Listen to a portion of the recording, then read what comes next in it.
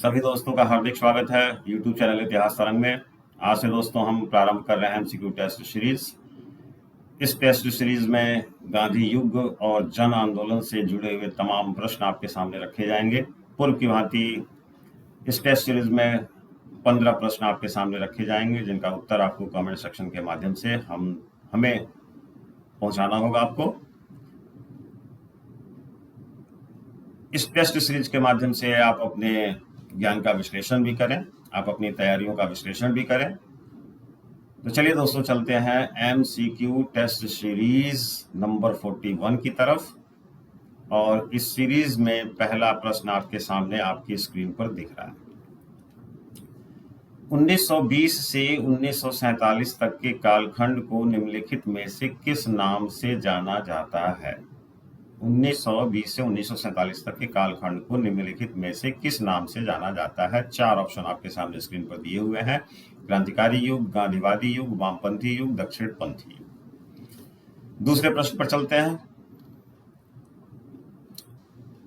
निम्नलिखित में से किसे grand mother of Indian revolutionary movement कहा जाता है? 4 जो विकल्प दिए गए हैं उनमें से आपको सेलेक्ट करना है या बताना है कि grand mother of Indian revolutionary movement यानी भारतीय क्रांतिकारी आंदोलन की दादी किसे कहा जाता है? 4 ऑप्शन है आपके सामने। सरोजनी नायडू, लक्ष्मीबाई, उषा मेहता, मैडम भीखाजी कामा। तीसरे प्रश्न की ओर चलते हैं दोस्तों। तीसरा प्रश्न आपके कंप्यूटर स्क्रीन पर दिख रहा है। महात्मा गांधी ने अपने प्रारंभिक दिनों में किस सहपाठी के प्रभाव में मांसाहार प्रारंभ किया था? बहुत महत्वपूर्ण प्रश्न है। महात्मा गांधी ने अपने प्रारंभिक दिनों में किस सहपाठी के प्रभाव में मांसाहार प्रारंभ किया था? 4 ऑप्शन है। शेख महताब, अतहर अली, एडविन अर्नल्ड और अमित सोनकर। चौथा प्रश्न, विदेशों में पहली बार भारतीय तिरंगा क्रांतिकारियों द्वारा किस देश में फहराया गया?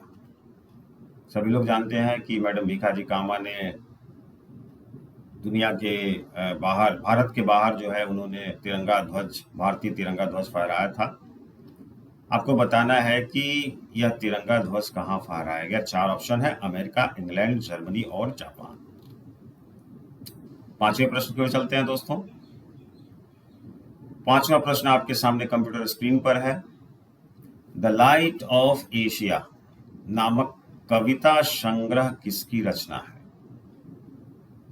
द लाइट ऑफ एशिया नामक कविता संग्रह किसकी रचना है? 4 ऑप्शन है। Mahatma Buddha, Mahatma Gandhi, Leo Tolstoy, sir Edwin Arnold. इन 4 विकल्पों में से आपको सही विकल्प का चयन करना है। छठे प्रश्न पर चलते हैं।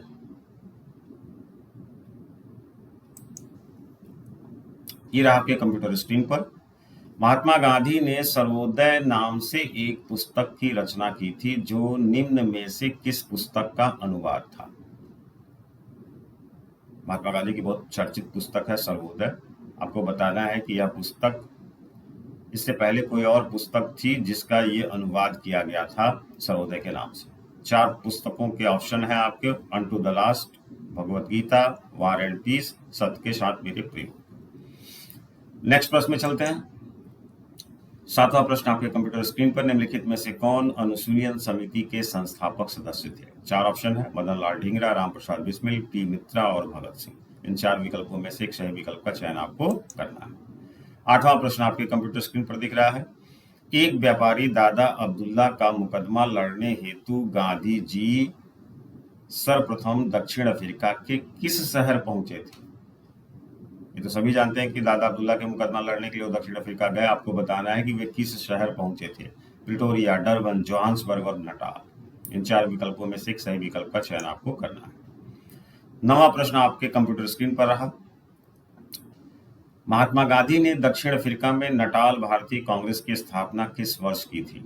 4 ऑप्शन है। 1904 ईस्वी, 1905 ईस्वी, 1906 ईस्वी, 1904, 1906, 1898 और 1894। इन 4 विकल्पों में से आपको एक सही विकल्प का चयन करना है। 10वां प्रश्न आपके कंप्यूटर स्क्रीन पर है।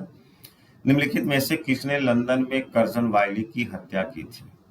4 ऑप्शन है। मदन लाल ढींगरा, राम प्रसाद बिस्मिल, पी मित्रा, प्रफुल्ल चंद चाकी। इन 4 विकल्पों में से एक सही विकल्प का चयन आपको करना है।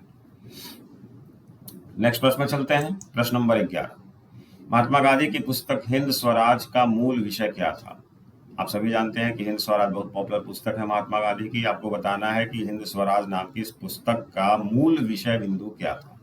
4 ऑप्शन आपके सामने स्क्रीन पर दिख रहा होगा। भारत की आजादी, पश्चिम मूल्यों की आलोचना, राजनैतिक स्वतंत्रता और श्रम की महत्ता। इन 4 में से एक सही विकल्प का चयन आपको करना है। नेक्स्ट प्रश्न, 12वां प्रश्न आपके कंप्यूटर स्क्रीन पर। निम्नलिखित में से किसने 1894 ईस्वी में हिंदू धर्म संरक्षणी सभा की स्थापना की थी? 4 ऑप्शन है आपके कंप्यूटर स्क्रीन पर। चापेकर बंधु, वासुदेव व बालकृष्ण, तीसरा विकल्प है उपरोक्त दोनों और चौथा विकल्प है इनमें से कोई नहीं। इन 4 विकल्पों में से एक सही विकल्प का चयन आपको करना है। 13वां प्रश्न, महात्मा गांधी ने साबरमती आश्रम की स्थापना कब की थी? बहुत इजी प्रश्न है। 4 विकल्पों में से एक सही विकल्प का चयन करना है। 1915, 1916, 1917 और 1918। 14वें प्रश्न पर चलते हैं दोस्तों। 14वां प्रश्न आपके कंप्यूटर स्क्रीन पर। संस्कृत के 4 अध्याय नामक पुस्तक या नामक रचना किसकी है? बहुत पॉपुलर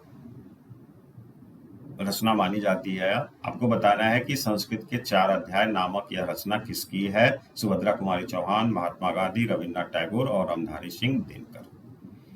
और आज के MCQ टेस्ट यानी 41 नंबर की टेस्ट सीरीज का अंतिम प्रश्न आपके सामने आ रहा है कंप्यूटर स्क्रीन पर। ये रहा 15वां प्रश्न। गांधी जी के राम राज्य का मूल संदर्भ है। गांधी जी के राम राज का मूल संदर्भ है। इसका मतलब यह है कि आपको बताना है कि गांधी जी के राम राज का आशय क्या है। 4 विकल्प हैं। सार्वजनिक हित, आर्थिक कल्याण, अधिकतम व्यक्तियों का अधिकतम हित और उपरोक्त सभी। इन 4 विकल्पों में से आपको एक सही विकल्प का चयन करना है। तो दोस्तों ये रहा आज के MCQ टेस्ट सीरीज 41 का 15 प्रश्न।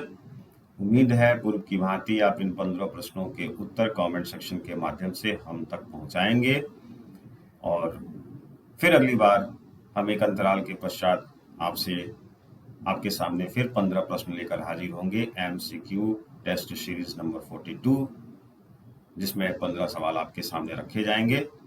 ये क्रम यूं ही चलता रहेगा। तब तक हमें इजाजत दीजिए। बहुत बहुत धन्यवाद आप सभी लोगों का। Thank you very much.